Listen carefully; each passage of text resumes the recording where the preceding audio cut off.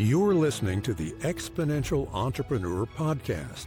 This is the podcast for ambitious entrepreneurs who understand that exponential business growth isn't achieved through traditional business tactics alone, but through personal development, the ultimate leverage point to scale businesses beyond conventional limits. Hosted by Erica Ferenczi, featuring lessons from the Practical, Profitable Mindset program, created by R. John Robbins, Alejandra Leibovich, Erica, and Oscar Ferenczi. And here's your host, Erica Ferenczi. As the year comes to a close, most business owners look backward. But the most successful entrepreneurs do something different. They plan forward. Today's lesson challenges leaders to use the final days of every year, not for reflection, but for decisive planning. We will be talking about 3 core teachings that rise above anything else. Number 1, you should decide your numbers first. Before the strategy, before staffing, before marketing, you have to define exactly how much revenue you want and how much profit do you intend to keep. Profit is not and should not be treated as something that is left over. Profit is a decision that you will make, and hopefully you will make this decision on the planning process. Once that number is clear, everything else is built backwards from it. Number 2, break big goals into monthly reality. Annual targets will not succeed by chance. They succeed when they are broken into quarterly, monthly benchmarks, sometimes weekly or daily, that reflect how a business will actually grow. Remember that a budget isn't just a forecast, but it is also a measuring tool. 3, build the budget to support the goal that you're after, not your emotions. Hiring, marketing, IT, expansion only happens when the numbers justify them. Every role in an organization should support and produce revenue. Every expense must serve the plan that it was created for. When decisions are guided by math instead of fear or hope, clarity will replace chaos. Today's lesson isn't about working harder, but about working more intentionally, with discipline, with visibility, which will give you more control and predictability. Because the year doesn't start in January, or for some people even February, the year begins when you begin planning and you commit to your profit goal. Today, we will hear from Oscar Ferenczi, who is the co-creator and one of the 4 facilitators of the Practical, Profitable Mindset program. He is also a serial CEO. He has dedicated his life to scale companies, run mergers and acquisitions, and help enterprises experience explosive growth. This will be a treat for you. Let's watch Oscar. So let me walk you through some of the things that we are doing ourselves, especially because the next 3 days here in HTM, we're going to be doing what we call our quarterly business review. And we're tying in the quarterly business review to the budget exercise. Today is the first day that Arjan and Ali will actually see our proposal for next year. Okay? And so I wanted to walk you through the process so that you can in turn replicate, do something similar, take some excerpt from what we're doing and apply it to yourselves, regardless of the size of your firm. So here we have a meeting that is going to have about 8 people in it for the next 3 days. Well, that's just a matter of us having grown to the point where we have about 8 people who are decision makers. But Arjan reminded me that, years ago, he and Ali would check into the hotel and they would talk about their budgets and they would talk about their plans for the year and they would talk about their calendar and all the things that they wanted to accomplish and achieve during the year. So you don't have to have an entire team working on this. What you need to be is clear yourself on what it is you have to do. So let's begin with what I have told you in the past that is critical. To me, the number 1 step is for you to define how much money you want to make, both top line number and bottom line number. Both numbers are critical to you.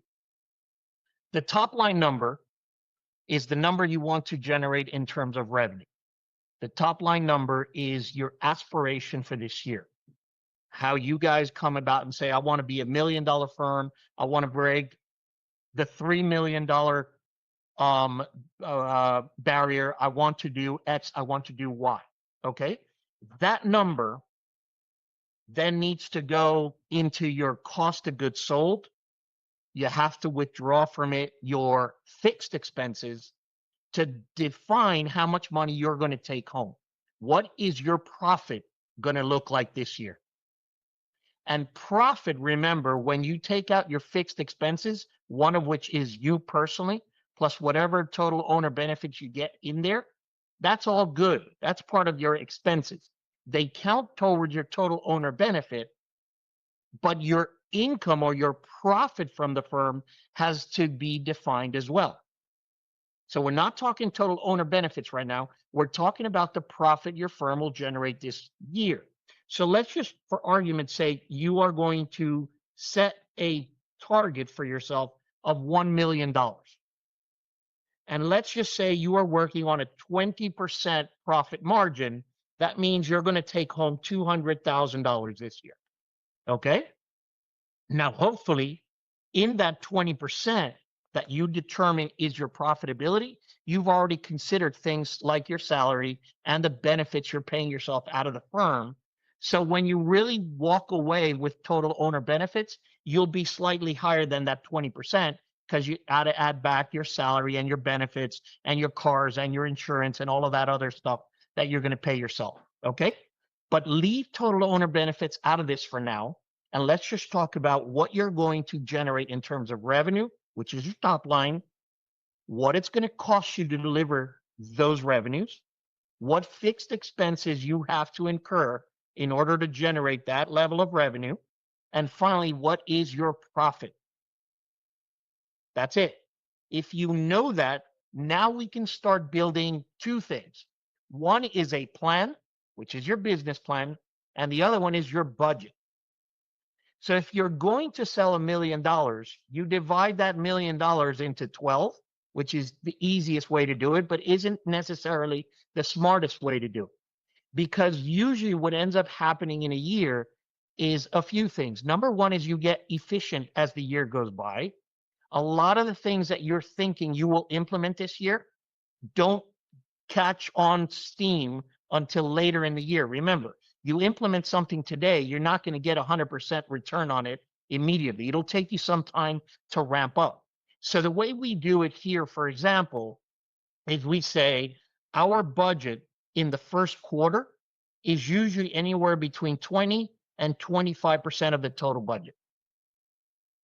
So if I'm going to sell $1 million, my budget for the first quarter is going to be somewhere in between $200,000 and $250,000. And then in the second quarter, I am already ramping up. I'm catching steam. I'm going faster. I'm being more profitable, more productive. So now I say, you know what? It's no longer 20%. It's going to be 25%. And then the third quarter, when I'm already cooking and I'm already working and things are starting to really pan out for me, I'll go for another 25, 30%. And then finally, in the last quarter, when everything is running the way it should, I would do the difference, which in this case, if I did 20, 25, 30, I probably need to do another 25%, or I would replace 20, 25, 25, and then 30%.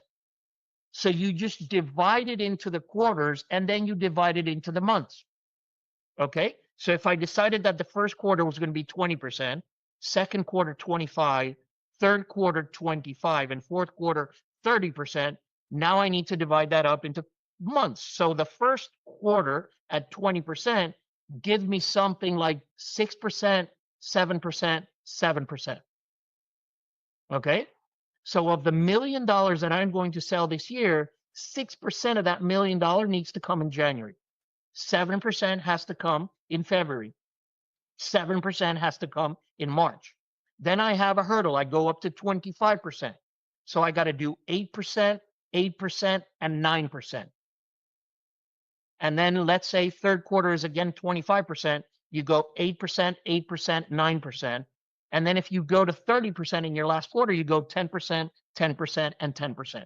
Okay? And that gives you a guideline or a guide as to how much you need to generate every month in order to achieve your target. Okay? And the same happens with your expenses.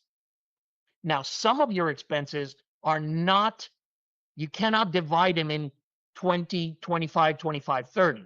You pay them throughout. So for example, rent is something you pay divided by 12.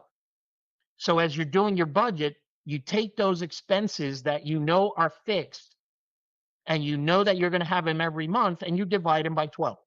That's your monthly rent. That is what you need to budget for. Now, if, for example, you say, in order for me to do this, I have in my plan that I will hire somebody come March or come April or come June. It doesn't really matter when you decide you're going to hire them. Well, that salary does not get divided into 12. That salary gets divided into 12, and you assume the monthly expense on the months for the year that you're going to hire the person. So let's just say you hire somebody at, let's just, for rounding numbers, let's say you pay them $100,000. You divide 100,000 into 12, and that's your monthly salary. And if you're going to hire him since June, you start assuming that expense on June. You don't carry that expense for the whole year. And the same happens with if you're going to buy a car, if you're going to have expenses that are one-timers, you decide when you're going to budget for them. So if, for example, you want to buy a software that is expensive, or you want to buy equipment that could be expensive, or you want to invest in something for your office. Well, what month are you deciding you're going to buy that? And that's the month in which that expense will hit your budget. And you have to plan it in accordance with how much money you really have in revenues. In other words, you don't buy something on a month that you don't expect to be one of your better months, because you're hitting your P&L in a way that is disproportionate. You might end up having a loss on a particular month because you decided to buy something on a month where you didn't generate enough revenue for yourself. So you begin to plan, and the way I do this is I create an Excel spreadsheet and I do 12 columns, January through December on the top axis, and then on the side axis, I put down revenues and specific expenses, both separated by cost of goods sold. So how many lawyers do I have in payroll? How much money am I going to spend in marketing? What am I going to spend in terms of delivering that service, which will give me then my cost of goods sold. Then I'll do my fixed expenses, and I'll put rent, and I'll put car expenses and insurance expenses, and I'll put down my salary, and I'll put down all the things that I know I have to expense every single month. And that way I know what my total income for the month should be. And so I am looking at a spreadsheet that has 12 columns, and it tells me how much money I'm going to make, how much money I'm going to spend, and how much money I'm going to get at the end of that month. And I measure myself against that spreadsheet. In other words, I start with a spreadsheet that has 12 columns. I end the year with a spreadsheet that has 36 columns, because I then open a new column once the year begins. After the month of January, I put January actuals. So I have a January budget, then I have a January actuals, and then I have a deviation. That's my third column. So how did I actually do versus what I planned to do? And I do the same for February.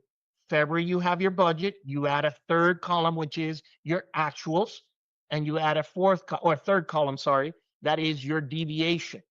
How are you trending actual versus budget? What is your deviation looking like? Are you ahead or are you behind? If you're ahead, you're good. You might want to decide that things are going way better than you expected, and you might want to revise your budget and revise it upwards. You know what? I think I'm going to sell more than $1 million. So now you put not just an intention behind it, but you set it in stone and you review your budget. And you say, I'm no longer going to sell. If it was $1 million divided by 12, again, I'm using a million just for argument. For example, $1 million divided by 12 means you're going to sell $83,000 a month. Let's say you're now trending 1.2 million. You know what? Now your monthly revenues are not 83,000, they're going to 100,000. And there is a reason for you to do this. The reason is it not just becomes an intention, it becomes something you're trending against. You're starting to measure yourself against the achievement of that new goal. Now, the flip side also applies. If come February or March, you're not trending the 83,000, let's say you're trending 60,000, you have the obligation to yourself to go back to your numbers and say, I will not make $1 million this year, or at least I am not trending $1 million. So I need to make some adjustments. I need to cut back on some of my expenses. I need to cut back on some of the timing of my expenses, because what is non-negotiable is the amount of money I'm going to take home. That's why what you are going to make this year has to be the first thing you decide. How much revenue and how much am I taking home? How much profit am I going to generate this year? Because that number, unless it's completely unrealistic, you should not negotiate. The number you want to take home is the only reason why this entire effort is worth it. If you can't walk away with this money, then it's not worth your effort. So the business has to produce that take-home profit for you, or that profit for you. Okay, now we have what we call, once we do this budget exercise, which we are doing today, how do we get to the budget exercise? Well, every one of our business unit heads, in this case, the head of programs, the head of operations, the head of finance, the head of HR, and because there is a vacancy in marketing, Oscar gets to do the budget for marketing, as well as the budget for the whole company, which is nothing more than the addition of all of those individual budgets plus Arjon's budget, which is the enterprise. It's all his projects, it's all of the experiments we do, it's all of the things that are, for example, insurances. See, programs doesn't pay insurance. The insurance is paid for by the enterprise. So I'm responsible for that. So Erica, for example, will go back with her team and say, all right, guys, what do we need in order to deliver the total objective for the company in terms of revenue? So if I say this year that we are going to have $1 million in revenue, and that is equivalent to, let's just call it 500 members in our membership, Erica has to say, what do I need to deliver the services to 500 members? In your world, that would be, how many cases do I need to process every month in order to generate that $100,000 of revenue that I established for myself? And so the next question is, if I need to deliver on these cases, what do I need to do to get those cases and then deliver the services on those cases? So how much marketing spend has to go behind that? So Erica's going to give me a marketing budget and say, Oscar, if you don't bring me in X number of new members every month, I cannot reach the sales target you've given me. If I don't get this many advisors, I cannot service the number of members you're going to expect. In your world, it's how much marketing do I need to do to get this number of cases?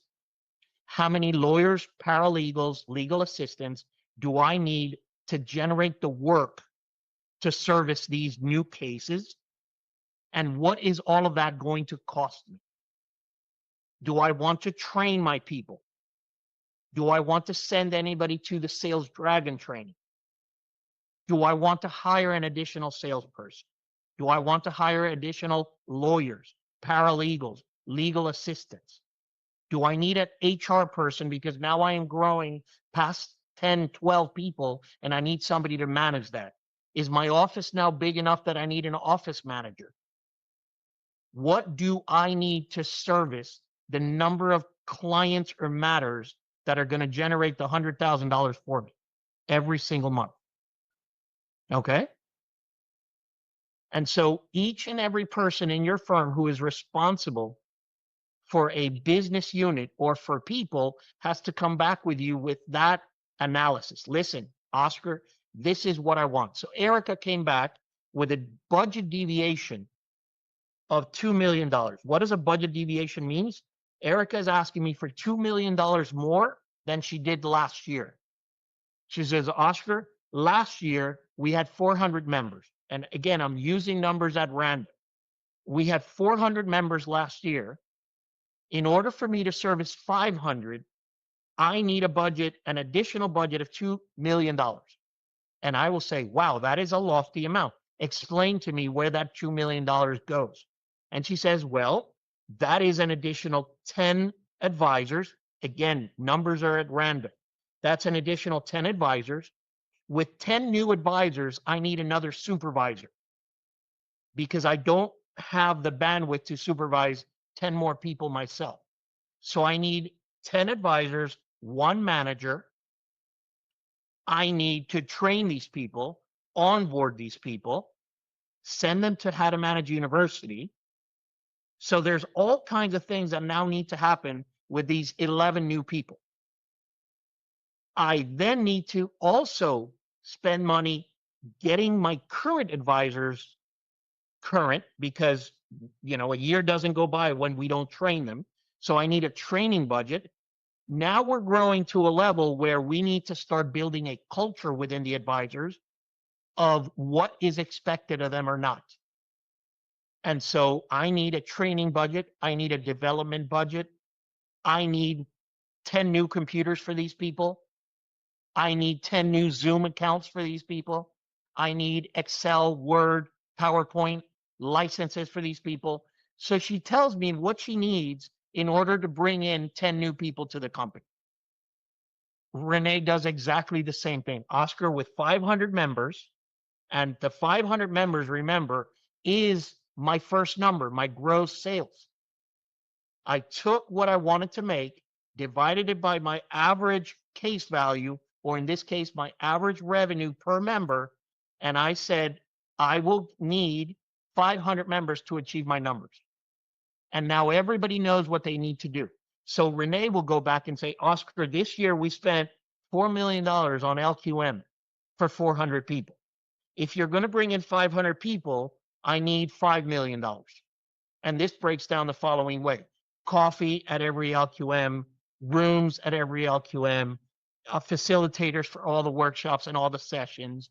I need to pay for all these different things.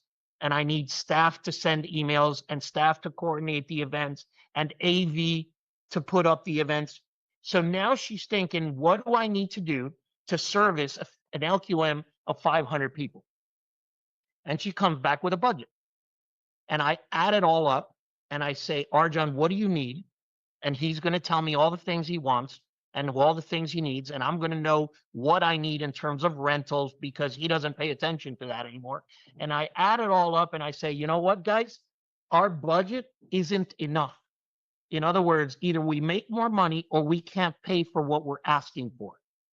So then comes the negotiation. So at this stage of the game, I have already asked every one of my direct reports to provide me their budget and their justification. I had a meeting with them to ask them why they need what they need and to understand their needs. I added it all up and I said, guys, I need to push back. You're asking for too much or you're not generating enough. So there's been a negotiation between my needs and their needs, and we've agreed on a happy medium. A happy medium that is good enough that I'm willing to sit down today for the next 3 days with Arjan and go over this budget and say, Arjan, here's what we're going to sell. Here's what it's going to cost me to deliver that. Here's the fixed costs. And here's your profit. And he's going to say, I asked you for $10 million in profit, and you're only giving me 9 or 8. And I'm going to say, you're correct. Here's what I would need in order to do 10 million. And he's got to decide whether he wants to invest more money or he's going to ask me to cut back further. And that's a decision you as the owner of the firm has to make by yourself. You know what? I'm not making enough revenue or I'm not making enough profit. I would like more profit. And the answer to that is one of two. Either you increase your top line, your revenue line, or you cut back on your expenses, or you leave certain projects until next year. So in this particular case, I am short of Arjan's expectation because he wants to hire a lot of people to work on a few projects under the arjanrobbins.com brand. And that's perfectly acceptable so long as he understands that that is an investment he has to make that will take away from his $10 million profitability. And again, the $10 million is a placeholder number. I'm just sharing it for the sake of. What I want you to think about is the decisions that come to bear when I sit down with him today. And I either am going to give him what he wants in terms of profit, or a decision needs to be made on what we keep and what we drop in order to hit the profitability number he wants. Okay? And so if you lack or you don't have a person like me or an equivalent, then you as the owner has to make that decision by yourself. I am going to walk away this year with $1 million in profit. Is that good enough or not? Is that the number I wanted? If your answer is yes, you now have a budget. Now go to it, implement the budget, and we'll talk about metrics in 2 minutes. But if your decision is yes, I am comfortable, then you now have a budget. And the budget is nothing else than an expression of what you want, a commitment of how you're going to spend your money towards the achievement of that number. That means if it's not in the budget, it doesn't get spent.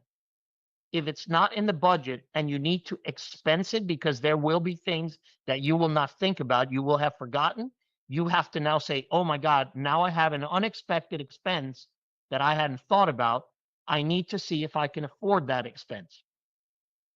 So before you go and commit to a new workshop, or you commit to a new coaching program, or you commit to a new car, or you commit to whatever, hiring people, you need to know whether your budget can pay for it, and you can still walk away with the profitability you want. Otherwise, you cannot buy that, expense it, incur. It's not for you this time around because you don't have a budget for it, which is that subject of entrepreneurial maturity that we have talked about. At some point, you have to be a grown-up enough to know when you can expense and when you cannot expense certain things, when it's the right time or not the right time to do certain things. So you don't go out and buy a new office and decorate it unless you're having a great profit, because how are you going to pay for the office? The office now becomes more of a dead weight on you than it would become an asset for you or something that can help you generate money. Now, on a monthly basis, we have what we call a monthly financial meeting. I call Arjan in. It takes 1 hour. That's all it takes. It takes me and my staff a little bit longer, but I sit down with Arjan and I say, Arjan, here's where we are. This is where we are in terms of new members. We said we would get another 100. We've only gotten 20, and it's already halfway into the year. So we're trending downwards. I suggest we revise our number because I don't think we're going to get to 100, which also means we're going to have to cut back on expenses. All those plans we had, we're going to have to hold off on because we didn't get the top line revenue that we expected. So that monthly meeting is nothing more than a comparison of your budget against your actuals and the deviation. And you look at it and say, am I trending in a direction that I want, or am I not there yet? And if I am trending in the right direction, then I can continue to do business as usual. If I'm not trending in the direction I want, then I have to make adjustments. And so every month you review your KPIs. How many new cases? How many matters have I closed? How many people did I hire? Is my profitability at the level I want? Are my salespeople bringing in the closing ratios that I expected? Is my marketing bringing in the number of leads that I wanted? All these are the metrics you look at every single month.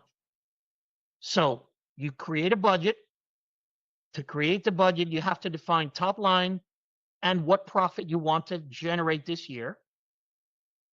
Then you divide that into 12 and you decide how you're going to define the breakdown of that number month by month.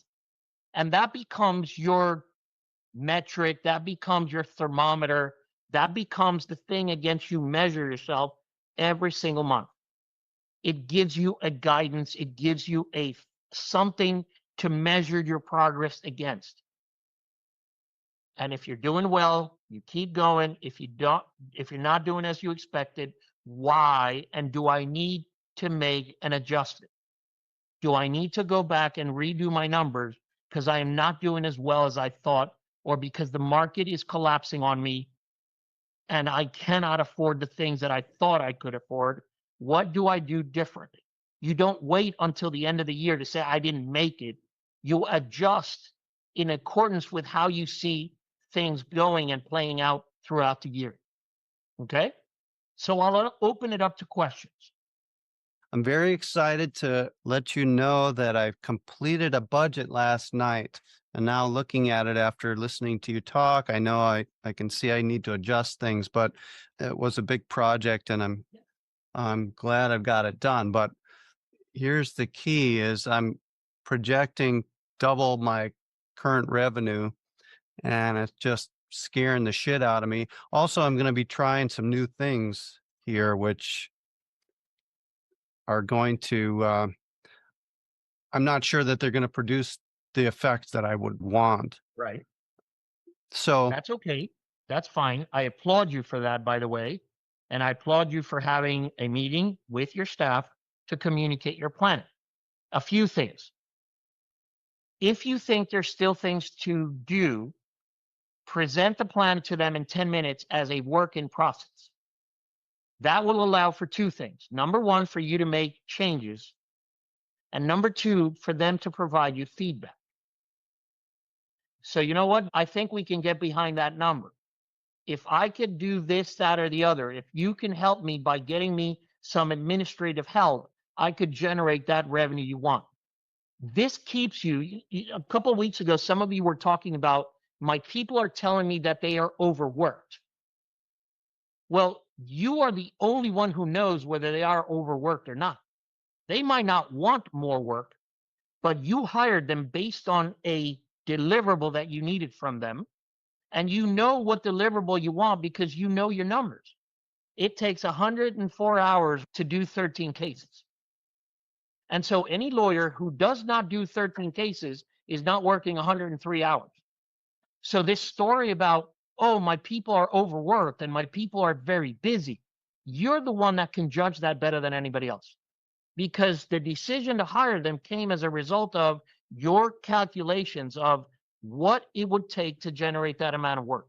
I would present that as work in process. Here's my first proposal. I want to discuss it with all of you. I want us to agree on it. If we don't agree on it, then let's go back. Let's meet again next week after I make these changes, and I take your thoughts and feedback into account, and I will present a new budget for us next year. And this is what each of you is responsible for in terms of that budget. Okay? That's the first thing I would do. The second one is your projects, the things that you are not sure are going to pay out. That's fine. There is a line item that you can call research and development, play money, crazy ideas, call it whatever you want. How much money are you willing to put behind these crazy initiatives or tests or projects?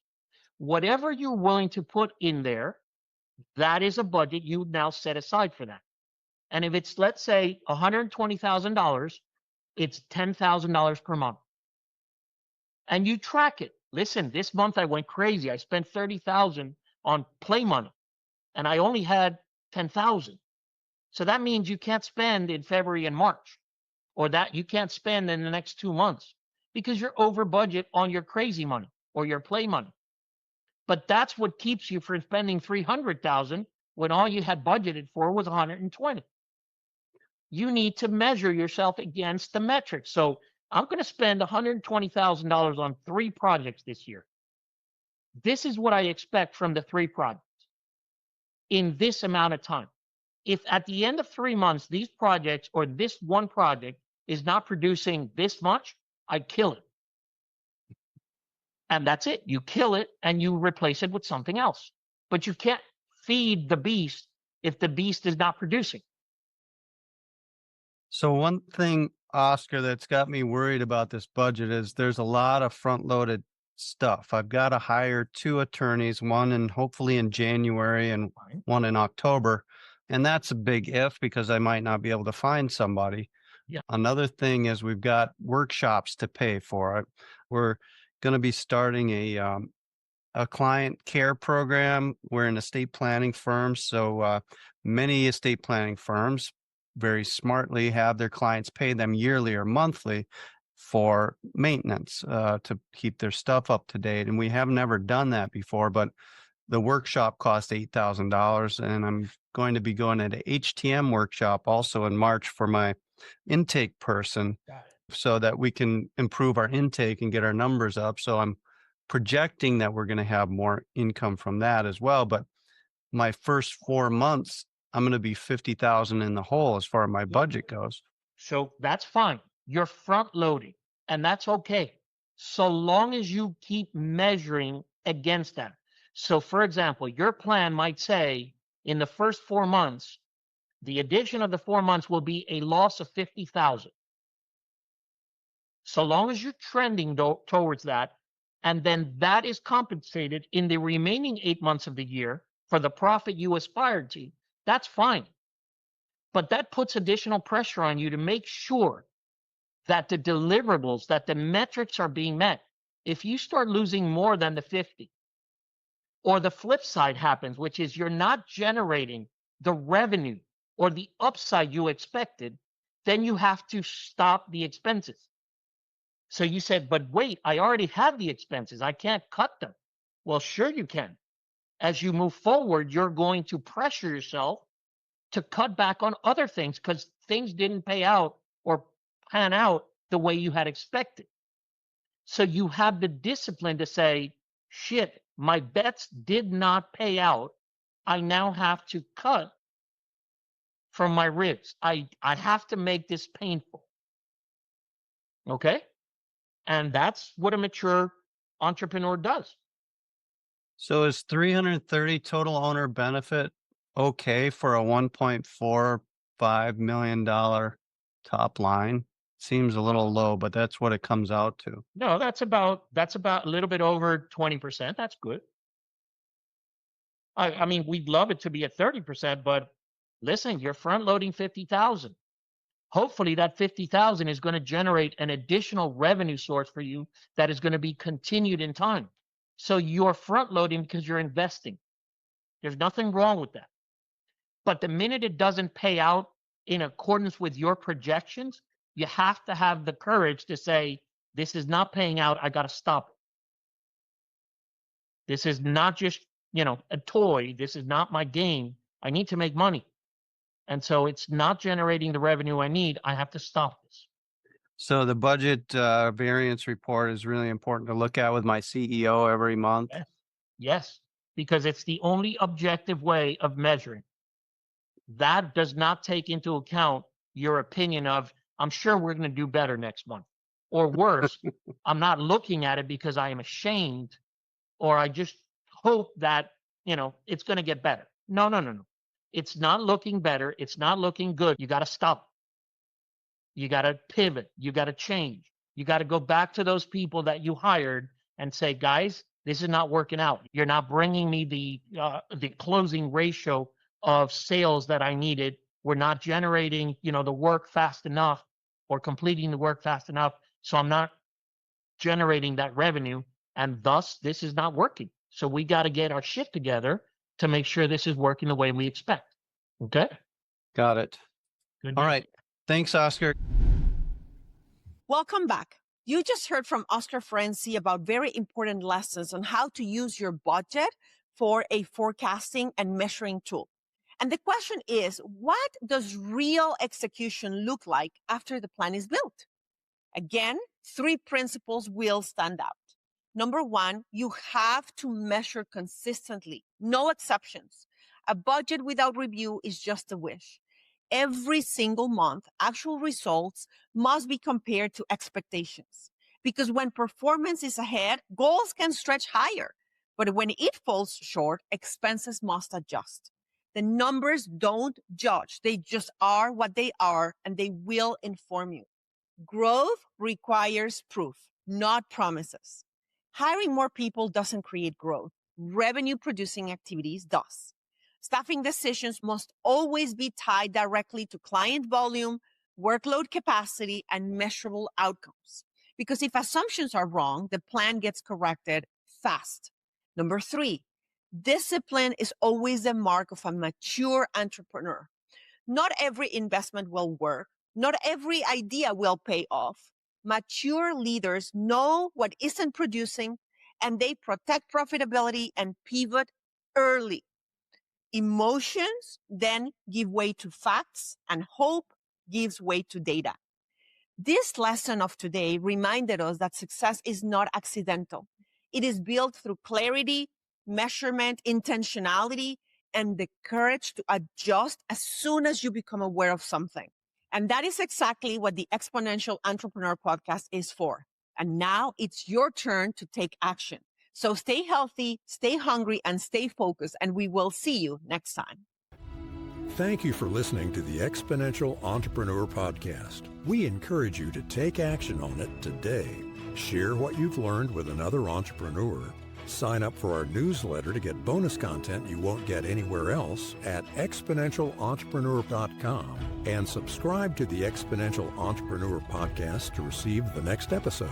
Until next time, keep breaking through limiting beliefs and growing exponentially.